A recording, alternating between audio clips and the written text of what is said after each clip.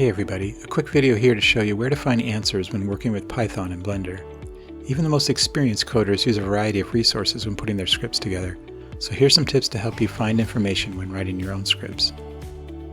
A natural place to start is within Blender itself. The Scripting tab arranges the UI in a way that's conducive to scripting. You get a 3D view, a text editor, a Python console, and an info window. The text editor is primarily for typing and executing code, but it does have a few features that can be helpful if you're new to Python, such as basic syntax highlighting and auto-indenting. The info window shows a running list of Python commands that corresponds to what you're currently doing in Blender.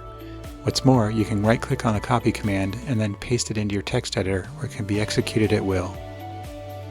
The Python console can also be used to execute code, but because the code in this window only executes one line at a time, you probably wouldn't want to use it for more than a few lines of code. However, it is very helpful in navigating the Blender API. Blender's Python modules come preloaded in this view, so you can browse submodules by typing the dot key and then hitting the tab key. You can then type the submodule you want and hit the tab key to enter that module, and so on. It's worth noting that if you use the print statement in the Python console, you'll see the printout, but this doesn't work if you try and do a printout from the text editor. To see the printouts from the text editor, you'll need to open the System Console window by going to Window, Toggle System Console.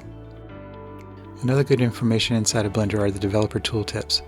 You can enable this in your preferences by clicking on the Interface tab and checking the box for Developers Extras in Python Tooltips.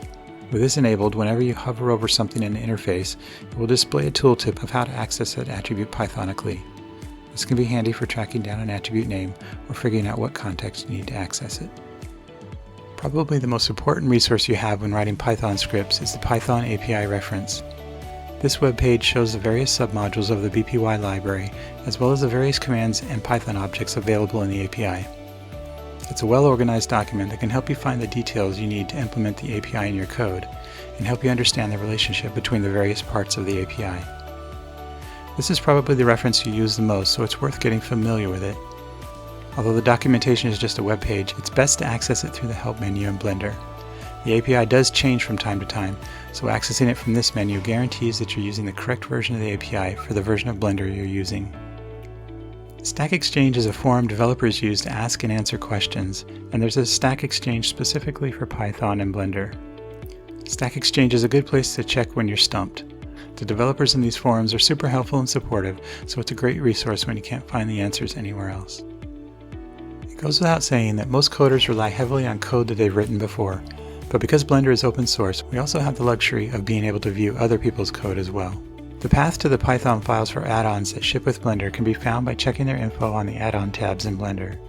Or if you've downloaded an add-on, you can simply unzip the file and view the Python files in any text editor. This is handy when an add-on is doing a specific behavior that you'd like to recreate in your script. For example, maybe they're getting the cursor position on the screen or creating a certain type of panel for the UI. Opening their code can let you examine how they achieve this. Of course, it goes without saying that if you're doing this, you'll need to follow the rules of open source. And of course, you're always welcome to use this channel as a resource. My code is also made available on my GitHub page, which you can use in your own projects if you like. Hopefully this video will help you if you ever run into those situations where you need a few more answers about using Python and Blender. Thanks for watching.